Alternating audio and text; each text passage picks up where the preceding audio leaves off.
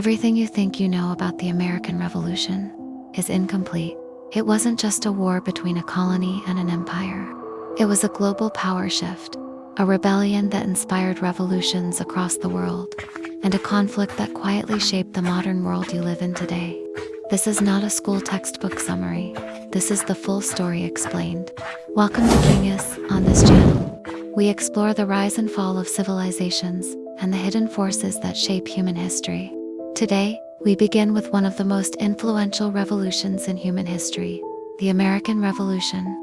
Before the war, America did not exist. What existed were 13 British colonies along the eastern coast of North America. These colonies were loyal, at least on the surface. The British Empire offered protection, trade, and stability. In return, the colonies paid taxes and followed British law. But distance mattered. London was thousands of miles away. Colonial governors often acted independently. Over time, Americans developed a sense of identity. Separate from Britain, they spoke English, they followed British customs, but they no longer felt British. Everything changed after the 7 Years' War. Britain won, but at a massive cost. The empire was drowning in debt, so Parliament looked west. The colonies, they believed, should help pay for their own defense. New taxes followed. The Stamp Act, the Townshend Acts, the Tea Act. From Britain's perspective, these taxes were reasonable. From the colonists' perspective, they were an insult. No taxation without representation. They had no voice in Parliament, yet were expected to pay. Protests erupted, boycotts spread, tension rose. In 1773, resistance turned symbolic. Colonists boarded British ships in Boston Harbor, disguised as Native Americans. They dumped hundreds of chests of tea into the sea. Britain responded with fury. Ports were closed. Self-government was restricted. Troops occupied cities. These were known as the Intolerable Acts. To the colonists, compromise was over. War was no longer unthinkable. In April 1775, the air over Lexington and Concord grew thick with the scent of black powder. No formal declaration had been signed. No grand announcements had been made. There was only the sudden, sharp crack of musketry that signaled the world's most formidable empire was now at war with its own children. The American cause seemed desperate from the start. The Continental Army was a ragged assembly of farmers and merchantmen who were poorly trained, chronically under-equipped, and often unpaid. Yet they possessed an intangible strength. They were not fighting for a crown across the sea, but for the very soil beneath their boots.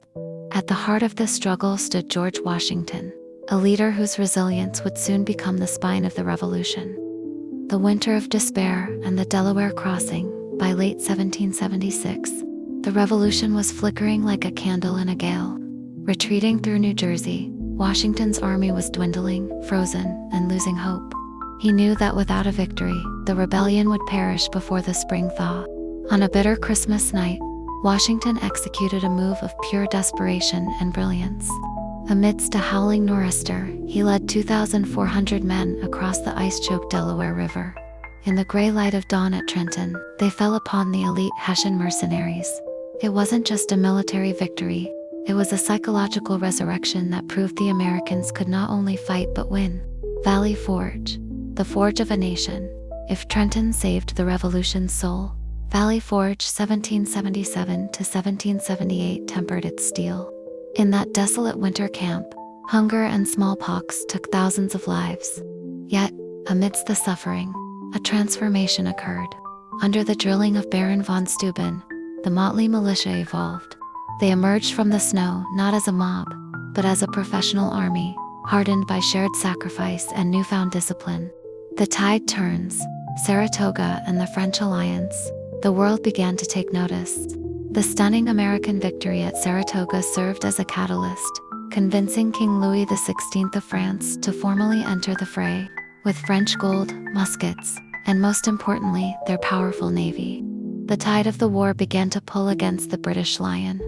Yorktown, the world turned upside down. The long, bloody road finally led to the tobacco fields of Yorktown in 1781, hemmed in by Washington's troops on land and trapped by the French fleet at sea. General Cornwallis found himself in a cage of his own making. When the British finally surrendered, Their bands reportedly played a tune called "The World Turned Upside Down." It was a fitting choice.